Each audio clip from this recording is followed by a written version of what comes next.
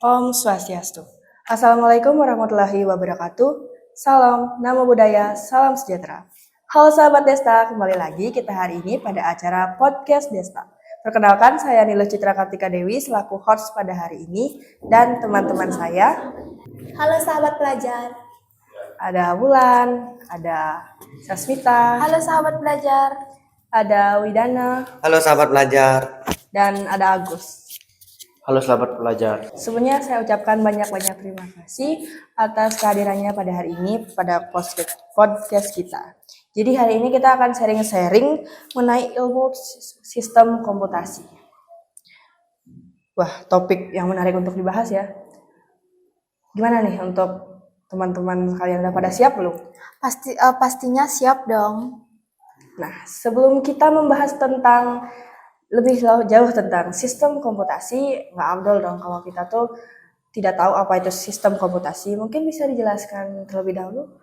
Nah, jadi istilah komputasi ini sendiri menjelaskan konsep dan objek yang berkaitan dengan komputasi perangkat lunak. Ini tuh istilah umum yang biasa digunakan untuk merujuk kepada daya pemrosesan memori, jaringan, penyimpanan, dan sumber daya lainnya yang diperlukan agar komputasi jaringan berhasil. Nah, di dalam sistem komputasi itu kan ada yang namanya sistem perangkat keras dan sistem perangkat lunak. Mungkin bisa jelaskan satu persatu dari perangkat kerasnya terlebih dahulu. Perangkat keras itu tuh komponen komputer yang memiliki wujud fisik yang dapat dipegang dan juga dilihat. Berarti yang kayak keyboard, mouse, terus mikrofon sama webcam itu termasuk dong ya dalam perangkat keras ini sendiri? Ya, nggak cuma itu. Ada juga motherboard, CPU, RAM, hard drive. Ini tuh contoh dari perangkat keras internal. Nah, selain itu ada juga perangkat input dan output pada komputer. Perangkat input itu berfungsi untuk memasukkan data dari luar sistem ke dalam sistem komputer. Ada yang langsung dan tidak langsung. Kalau yang langsung itu dimasukkan datanya secara langsung ke sistem komputer tanpa perlu diterjemahkan lagi oleh operatornya. Sementara yang langsung ini perlu dimasukkan secara manual. Berarti kalau misalkan kita nilai dari segi praktis dan simpelnya, lebih simpel yang sistem input secara tidak langsung dong ya, karena resiko kesalahannya lebih kecil daripada yang langsung.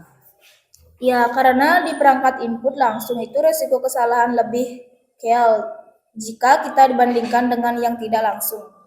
Begitu keyboard perangkat Piranti, Microsoft, scanner, webcam, dan lain-lain. Tadi Wan ada menyebutkan tentang perangkat piranti. Perangkat piranti itu apa sih? Jadi perangkat piranti itu merupakan yang kayak mouse, touchpad, touchscreen, trackball, lead pen. Nah, terus untuk outputnya itu sendiri seperti apa? Perangkat output ini alat-alat yang bertugas untuk menampilkan hasil pengolahan dan pemrosesan data dari komputer dalam berbagai informasi kepada pengguna. Monitor, printer, proyektor, speaker, yang seperti itu berarti ya? Ya, kurang lebih begitu. Terus ada nih yang namanya perangkat proses pada komputer. Kalau yang ini sendiri tuh kayak gimana? Nah, perangkat ini tugasnya menerima dan menjalankan perintah sebagai perangkat lunak. Contohnya seperti CPU, motherboard, dan VGA. Terus kalau untuk flash disk, hard disk, terus compass disk, terus memori SD itu tuh termasuk ke perangkat yang mana? Ini tuh termasuk ke dalam perangkat media penyimpanan. Perangkat ini memiliki fungsi untuk menyimpan data pada dokumen. Jadi kalau misalkan kita ingin melihat data-data tersebut di hari berikutnya masih bisa ya, karena data tersebut masih tersimpan. Ya, tepat sekali. Tadi kita sudah membahas mengenai perangkat keras. Terus untuk perangkat lunaknya itu sendiri seperti apa? Ada, ya tepat sekali. Lebih jelasnya, perangkat lunak ini adalah sistem komputer yang tidak memiliki bentuk fisik.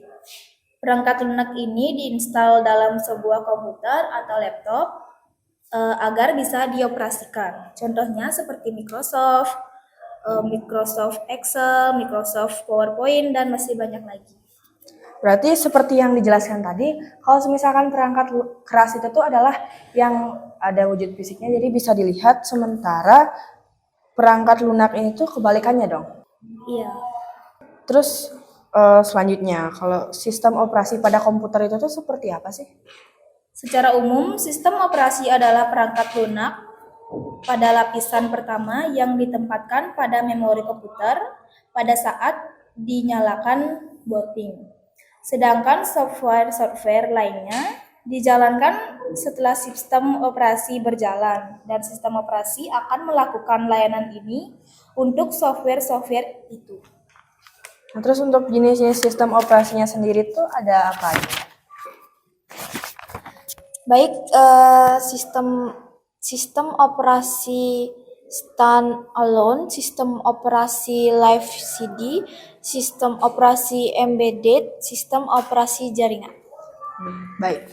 Terus di komputer ini ada yang namanya aplikasi penjelajah internet.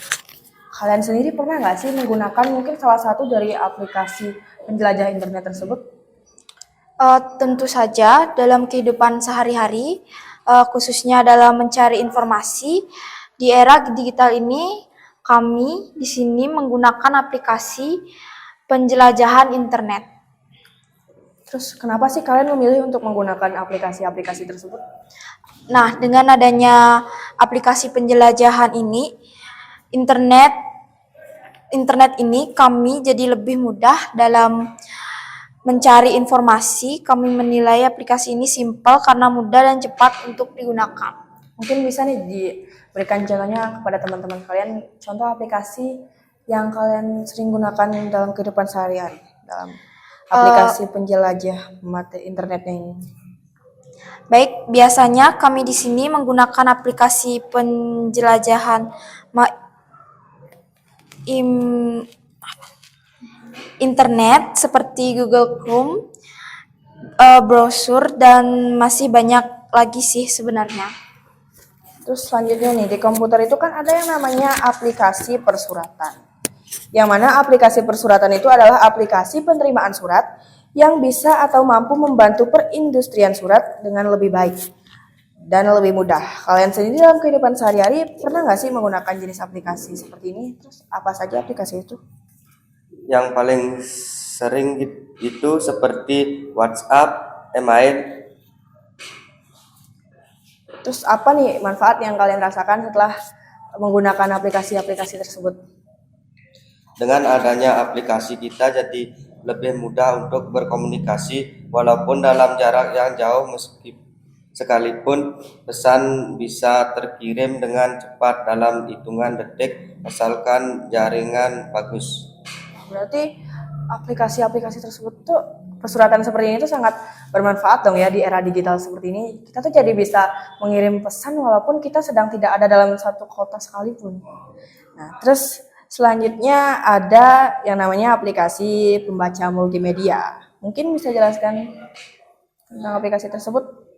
Aplikasi ini adalah aplikasi yang menghubungkan elemen seperti dokumen, suara, gambar, animasi, serta video. Contohnya seperti VLL, Media Player, Quick Time Player, Media Player, Classic, dan lain-lain. Terus untuk pengolahan media di sistem komputasi itu tuh seperti apa sih? Aplikasi pengubah media ini tuh seperti aplikasi kayak KineMaster, Powder, Prezi, dan lain-lain. Terus selain aplikasi itu tuh ada aplikasi apa lagi? Selanjutnya ada aplikasi apa lagi sih selain itu? Adapun aplikasi penyimpanan online, aplikasi ini sendiri merupakan aplikasi yang berbasis online untuk menyimpan file beserta membutuhkan koneksi internet untuk mengaksesnya. Nah, adapun contoh-contohnya yaitu seperti Google Drive, Dropbox, iCloud, OneDrive, dan lain-lain. Nah, tadi kan udah disebutkan beberapa contoh mengenai aplikasi penyimpanan online. Mungkin bisa dijelaskan nih beberapa contohnya dari Google Drive-nya terlebih dahulu mungkin? Baik, Google Drive ini sendiri adalah layanan berbasis cloud gratis yang memungkinkan pengguna untuk menyimpan dan mengakses file secara online. Layanan ini menyinkronkan dokumen, foto, dan lainnya yang tersimpan di semua perangkat pengguna termasuk perangkat seluler, tablet, dan PC. Adapun contoh penyimpanan file berbagai file, backup file, membuat catatan dari Google Keep, menyimpan link, backup chat dari WhatsApp, dan lain sebagainya. Ternyata banyak sekali ya. Terus untuk contoh selanjutnya, Microsoft OneDrive, bisa dijelaskan? Microsoft OneDrive ini hampir sama dengan Google Drive tadi. Namun OneDrive ini sedikit lebih berarti dalam hal fitur keamanan. Layanan awan Microsoft yang akan menghubungkan Anda ke semua file Anda. Nah, tadi kan sudah dijelaskan mengenai komputer. Sekarang kita mau membahas tentang smartphone. Antara komputer dan smartphone itu ada bedanya nggak sih? Prosesor HP biasanya memiliki jumlah cores yang lebih sedikit. Terus kalau di awal tuh kita sudah membahas sistem operasi pada komputer. Terus kalau di smartphone itu sendiri seperti apa? Jenis-jenisnya seperti iOS, Android, Windows Phone, BlackBerry, OS, Symbian OS. Nah, terus di komputer tadi kan ada aplikasi penjelajah internet. Kalau di smartphone itu sendiri, contohnya seperti apa saja? Baik, contohnya itu Mozilla, Firefox, Google Chrome, operasi internet, dan Explorer. Mungkin ada nih yang sering atau familiar digunakan atau didengarkan oleh Anda. Ya, saya sering menggunakan aplikasi Google Chrome itu sendiri dalam kehidupan sehari-hari untuk mencari informasi. Nah, dari sekian banyaknya pertanyaan saya tadi, menurut kalian kenapa sih kita tuh harus memiliki smartphone dalam kehidupan yang digital seperti ini? Jadi menurut kami memiliki smartphone di era dunia digital ini sangat penting. Dikarenakan mudahnya akses materi, informasi, dan berkomunikasi dari smartphone tersebut. Jadi, walaupun kita sedang tidak berada di kota yang sama pun, kita masih bisa tetap berkomunikasi dengan orang lain tanpa harus bertemu langsung. Nah, aplikasi-aplikasi yang sering kalian gunakan dalam berkomunikasi di smartphone itu tuh seperti apa saja? Baik, kami biasanya menggunakan WhatsApp, Instagram, email untuk berkomunikasi dengan kehidupan sehari-hari. Dan sebenarnya masih banyak lagi sih aplikasi lainnya. Terus dalam mengerjakan suatu hal, pasti kita pernah dong mengalami kesulitan. Jika kalian sedang berada di posisi itu, biasanya aplikasi apa yang kalian gunakan? Biasanya kami menggunakan Google ketika mencari sebuah informasi. Selanjutnya kami juga menggunakan aplikasi seperti Websurface dan Word dalam membuat file. Untuk membuat PowerPoint tugas, kami menggunakan template dalam aplikasi Canva dan aplikasi sedang tersebut. Dalam perjalanan kami menggunakan Google Maps. Nah, banyaknya kegiatan tersebut tentunya menjadi pertimbangan bagi kalian dong untuk memilih smartphone. Apa saja sih spesifikasi kalian dalam memilih smartphone tersebut? Jadi kami memperhatikan memori, kamera, ruang penyimpanan, baterai, desain besar kecil HP tersebut, dan juga brand smartphone. Apa alasan kalian memilih spesifikasi tersebut? Misalkan saja smartphone kami gunakan untuk tugas-tugas kami. Kami jelas memerlukan penyimpanan yang cukup untuk file-file tugas tersebut. Untuk kamera, kami memilih spesifik kamera dengan piksel yang tinggi agar hasil foto atau video lebih jernih. Tidak kalah penting halnya dengan baterai. Dengan kegiatan yang padat, kami pasti perlu baterai HP yang lebih tinggi. Ya juga sih, pasti akan sangat menjengkelkan apabila kita sedang melaksanakan satu kegiatan tapi tiba-tiba HP-nya mati gara-gara low battery. Terus setelah belajar komputasi, apa manfaat yang kalian rasakan?